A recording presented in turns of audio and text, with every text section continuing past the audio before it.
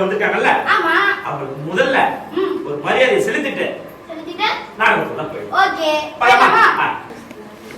எங்களுடைய doctor association ஃபங்க்ஷன்ல நீங்க வந்து நிகழ்ச்சி பண்ணணும் அப்படின்னு சொல்லிட்டு 2016ல முதல் முறையா எங்களுக்கு ஒரு ஸ்பேஸ் அமைச்சு கொடுத்த சித்ரா மேடம் அவர்கள் இந்த இடத்துல வந்திருக்காங்க.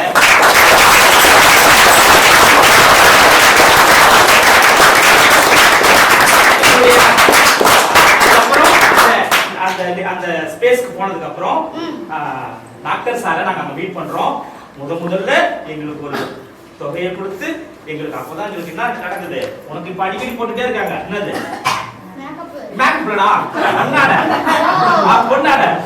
முதல்ல நாங்க வந்து பொன்னாட போத்தி ஒரு நிதிய கையில வாங்குறோம்.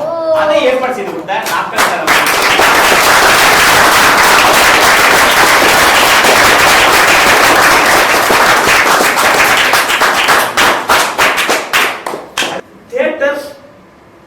பயிற்சி அளித்த மாதிரி பள்ளியினுடைய தலைமை ஆசிரியர் ஐயா அவர்கள்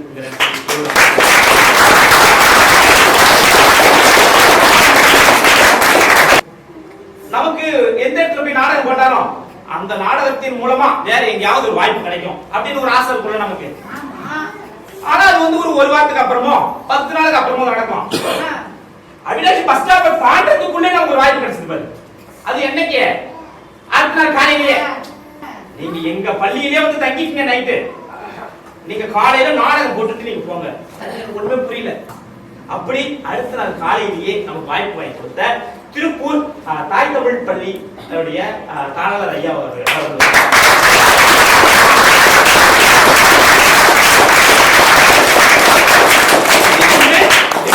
அந்த பாடல்ல இருந்து அந்த ஜிகர்தண்டா உங்களுக்கு ஆர்டர் பண்ணியிருக்கேன் அப்படின்னு சொன்னேன்.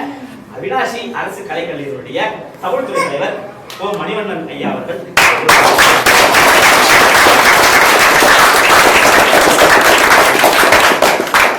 தமிழ்நாடு ஒரு சில இடங்கள்ல நம்ம போய் நாடகம் போட்டுட்டு இருந்தோம். அதை தாண்டி நம்மள பாலக்காடுக்கு இன்வைட் பண்ணி தொடர்ந்து ஒரு 3 ஆண்டா நம்ம போய் நாடகம் போட்டு நம்ம வாய்ப்பு கொடுத்த பாலக்காடு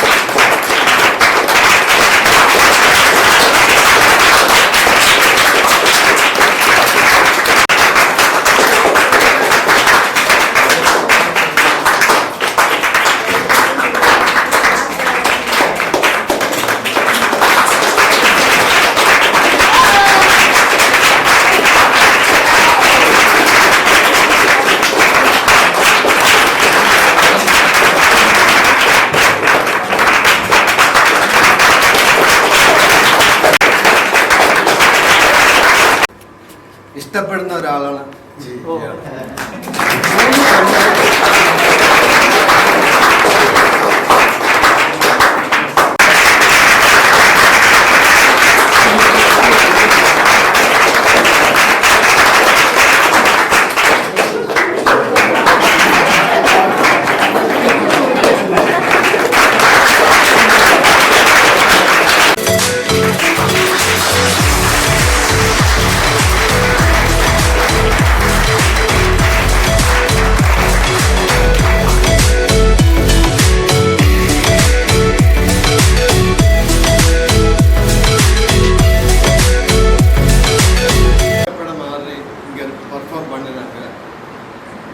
நன்றி எல்லாருக்கும்.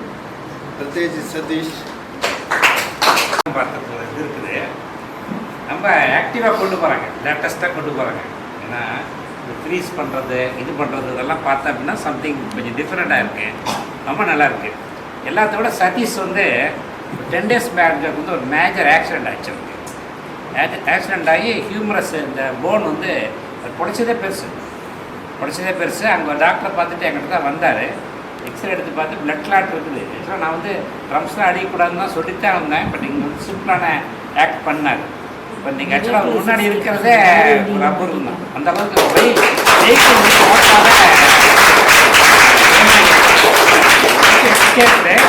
இவர் வந்து இவருக்கு கொஞ்சம் ஆக்சிடென்ட், பட் கொஞ்சம் பல்கியாக இருக்கிறதுனால தப்பிச்சிட்டார். இல்லைன்னா கொஞ்சம் கஷ்டம். ரொம்ப நல்லா இருந்தது. நாங்கள் கூட I will give some chance to that. கண்டிப்பாக முதல்ல பார்க்கும்போது இவ்வளோ ஆடியன்ஸ் இல்லை. அப்புறம் பார்த்த உடனே இடமே இல்லை உட்கார்றதுக்கு. அவ்வளோ அருமையாக செஞ்சுருக்காங்க. என்னோட ஒரே ஒரு வேண்டுகோள், இந்த நாடகம் உலகில் இந்த மாதிரியான ஒரு கூத்து பற்றையில் இருக்கிற இதெல்லாம் நீங்கள் எல்லாம் என்கரேஜ் பண்ணணும். உங்கள் ஃப்ரெண்ட்ஸு எல்லாருக்கிட்டையும் சொல்லி இந்த நாடகங்களெல்லாம் கொண்டு முன்னுக்கு வரணும். எனக்கு தெரியும் இந்த சதீஷ் சின்ன பையனாக காலேஜில் பார்த்தது எவ்வளோ கஷ்டப்பட்டு இந்த நாடக கொட்டாயை முன்னுக்கு கொண்டு வந்திருக்குது. எல்லாரும் ரொம்ப அருமையாக எல்லாரும் நடித்தாங்க. எல்லாருக்கும் என்னோட பாராட்டுக்கள். வணக்கம். நான் வந்து ஆக்சுவலாக வந்து இன்றைக்கி டைம் கிடையாது, இங்கே வர முடியல, வர சான்ஸ் இல்லாத இருந்துச்சு. சரி சொல்லிட்டாங்க நம்ம வரணும், அப்படி தான் வந்தேன். 8 o'clock என் சன்னை ட்ரெயினுக்கு அனுப்பணும். நான் என்னமோ அப்படியே உட்காந்துட்டேன். அவனை கால் டாக்ஸி வச்சு அனுப்பிட்டு அவ்வளோ இன்வால்மெண்ட். இதுக்கு இந்த நாடக கலைக்கு உயிர் கொடுத்துட்ருக்காங்க. சரிங்களா? இப்போ நம்ம சீரியஸாக இருந்துச்சுன்னா ட்ரிப்ஸ் ஏற்றி டாக்டர் தெரியும் இல்லை எப்படியாக கொண்டு வந்து மேலே கொண்டு வரும், அது மாதிரி பண்ணிகிட்ருக்காங்க. ரொம்ப சிறப்பு. இது வந்து இந்த தம்பினுடைய அவங்களுடைய ஆக்டிவிட்டீஸ் நான் ஏற்கனவே பார்த்ததுனால அங்கே வந்து இவங்க டீச்சர் எங்கள் மாடல் ஸ்கூலுக்கு வந்து தம்பியெல்லாம் வந்து தான் அங்கே தியேட்டர் நடத்துகிறாங்க. எங்கள் ஸ்டூடெண்ட்ஸ்க்கு வீக்லி ஒன்ஸ் சாட்டர்டே கோ கிளாஸ்டிக் ப்ரோக்ராமில் இவங்க வந்து தியேட்டருங்கிற ஒவ்வொரு மாவட்டத்துக்கு ஒரு பள்ளி இருக்குது. அரசு மாதிரி பள்ளி, அது எலைட் ஸ்கூல்னு ஆரம்பிச்சிருக்காங்க. எல்லா ஸ்கூலில் இருக்கிற டாப்பர்ஸ் வச்சு நல்ல அவங்கள வந்து ப்ரீமியர் காலேஜ் நீட்டு என்ஐடி அது இதெல்லாம் கொண்டு வருக்கு. அதில் வந்து அந்த ஸ்டூடெண்ட்ஸ்க்கு படிப்பு மட்டும் பத்தாது, ஆல்ரவுண்ட் டெவலப்மெண்ட் வேணும். அப்படிங்கிறதுக்காக இந்த மாதிரி இருக்கிறவங்களை வச்சு மிக அருமையாக பண்ணியிருக்காங்க. சதீஷ் என்னை அறிமுகப்படுத்தும் போது சொன்னார், நாடகம் பார்த்த அடுத்த நொடியே அவங்ககிட்ட வந்து நாங்கள் வந்து தேதி வாங்கி அப்போவே அடுத்த நாள் காலையிலேயே வந்து அவங்க நாடகத்தை வந்து எங்கள் பள்ளி குழந்தைகளுக்கு முன்னாடி நடத்தி காட்டணும். இப்போவும் அதே உணர்வோடு சொல்கிறேன், நீங்கள் எல்லாம் பயன்படுத்துறதுக்கு முன்னாடி அவரை வந்து நாங்கள் திருப்பூரில் வந்து பயன்படுத்துவோங்க அப்படிங்கிறத சொல்லியிருக்கேன். மிக ஆணிவேரான கருத்து வந்து மக்கள்கிட்ட கொண்டு போய் சேர்த்த வேண்டிய பொறுப்பு இருக்குது. அது நாங்கள் வந்து கண்டிப்பாக செய்வோம். ஐயா சொன்னார், அவர் கை வந்து அடிபட்டு ரத்தக்கட்டு இருக்கு, வந்திருக்கவே முடியாது அப்படின்னு சொல்லிட்டு. ஒரு உண்மையான கலைஞனால் கையை காலை எது போனாலும் கட்டுப்போட்டு இருக்க முடியாது.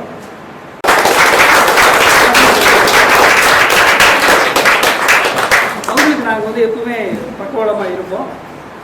வாய்ப்பு இருந்தால் எங்கள் பள்ளிக்கு ஒரு முறை நீங்கள் வந்து பாருங்கள். 2024 வருஷத்தில் இது ஒரு முக்கியமான நாளாக நான் பார்க்கிறேன். காரணம், நமக்கு மொழியும் கலையும் தான் 2 கண்கள், எல்லாம் தெரியும். இந்த 2 கண்களை தொலைக்கிறவர்களுக்கு விலாசம் இல்லாமல் போயிடும். கிட்டத்தட்ட மொழி நம்மை விட்டு கொஞ்சம் கொஞ்சமாக விடைபெற்று கொண்டிருக்கிறது. நாடகம் என்கிற 3வது தமிழ் ஒரு வித்தியாசமாக பார்க்கப்படுகிறது. ஒரு வினோதமான கலையாக, இந்த பூமி கிரகத்தில் இருக்கிறவர்களுக்கு சொந்தமில்லாத ஒரு கலையாக தமிழர்களால் பார்க்கப்படுவது ரொம்ப வேதனை அளிக்கக்கூடிய ஒரு விஷயம். இன்னைக்கு ஓடுகிற குதிரையின் மீது பந்தயத்திற்கு பணம் கட்டி ஓட்டக்கூடிய சினிமாக்களுக்கு மத்தியில் ஆத்மார்த்தமாக தன்னுடைய உணர்வுகளை நேரடியாக மேடையில் ஒரு 50 பார்வையாளரிடம் கொண்டு பெறுகிற இந்த கலையினுடைய உன்னதத்தை இன்றைக்கு நேரில் கண்டு மகிழ்கிற ஒரு பெரிய பாக்கியம் நமக்கெல்லாம் கிடைச்சது. மரம் என்பதை ஒரு சாதாரண உயிரியாக கூட பார்க்கலாம். குடியரசு சொல்வார், எங்கள் ஊரில் இருக்கிற எல்லா மரங்களையும் வெட்டி விடுங்கள், ஒரே ஒரு மரத்தை மட்டும் விட்டு வையுங்கள், பாவம் எங்கள் விவசாயிகள் தூக்கு மாட்டிக் கொள்வதற்காவது ஒரு மரம் வேண்டாமா? இந்த மரத்தினுடைய முக்கியத்துவத்தை உணராதனால்தான் சொல்லுவாங்க, மரம்தான் கரண்டு கோழி குஞ்சுகளைப் போல வளர்த்தெடுக்கிற மிக மோசமான ஒரு சூழல் நிலைக்கு நாம் அவர்களை தள்ளி ஒரு துரோகம் இழைத்திருக்கிறோம். இன்னைக்கு காலநிலை மாற்றம், பருவநிலை மாற்றம் எல்லாம் நிகழ்ந்து கொண்டிருக்கிற மிக மோசமான ஒரு சூழலில் மரம் குறித்தும் இந்த மரத்தின் பின்னணியில் இருக்கிற அந்த ஆன்மீகத்தை ஒட்டி இருக்கிற தத்துவார்த்தமான சிந்தனைகள் குறித்தும் அதற்குள்ளே சூழலியல் குறித்தும் ஒரு முப்பரிமாண விஷயத்தை இந்த நாடகம் வந்து சொல்லியிருப்பதாக நான் பார்க்கிறேன். பாருங்க, சாமுவேல் அப்படிங்கிற அந்த குழந்தை என்ன படிக்கிறேன்னு கேட்டு பால்வாடிக்கு போறேன்னு சொல்றாருங்க தோழர். ஒரு பக்கம் ஒலி ஓடுது, ஒரு பக்கம் இந்த நாடகத்தினுடைய பொருண்மையை வெளிப்படுத்துகிற அளவில் விளக்கு வெளிச்சங்களை அற்புதமாக கொடுக்குறாங்க. பார்வையாளருடைய கவனம் வெளியில் சிதறாத மாதிரி, நம்முடைய கவனம் வெளியில் சிதறல, அதுக்குள்ளேயே இருக்குது. கோயிலுக்கு முன்னாடி இருக்கிற குளத்துக்கு அருகில் இருக்கிற ஒரு கருவேல மரம் என்கிற சிந்தனைகளோடு இந்த நாடகம் நம்ம அப்படியே எங்கேயோ ஒரு கிராமத்தினுடைய கடற்கரை நோக்கி அழைத்து செல்கிறது. என்ன அற்புதமான வசனங்கள்! கருவேல மரம் என்கிற இந்த தலைப்புக்குள்ளேயே நிறைய அரசியல் இருக்குது. அதை வந்து இதனுடைய பாகம் 2ன்னு நீங்கள் எடுக்கணும்னு நான் நினச்சிக்கிறேன். கருவேல மரம் 2ங்க. ஒன்று நாட்டு கருவேல மரம், இன்னொன்று சீமை கருவேல மரம் என்று சொல்வார்கள். வெளிநாட்டுக்காரர்களால் இந்தியா என்கிற விவசாய பூமியை தரிசாக மாற்றுவதற்காக கொண்டு வந்து விதைக்கப்பட்டு வளர்த்தெடுக்கப்பட்ட மரங்கள் தான் சீமை கருவேல மரங்கள். அது சூழலினுடைய மிகப்பெரிய எதிரியாக இருக்கிறது. இன்னும் சொல்லப்போனால் நம்ம வந்து அரச மரத்தை மரங்களின் அரசன் சொல்லுவோம் இல்லையா, ஆனால் சீம கருவேல மரத்தை வந்து ரவுடி மரம் என்று சொல்கிறார்கள். நல்வாய்ப்பு கிடைத்ததுக்கு ரொம்ப நன்றி.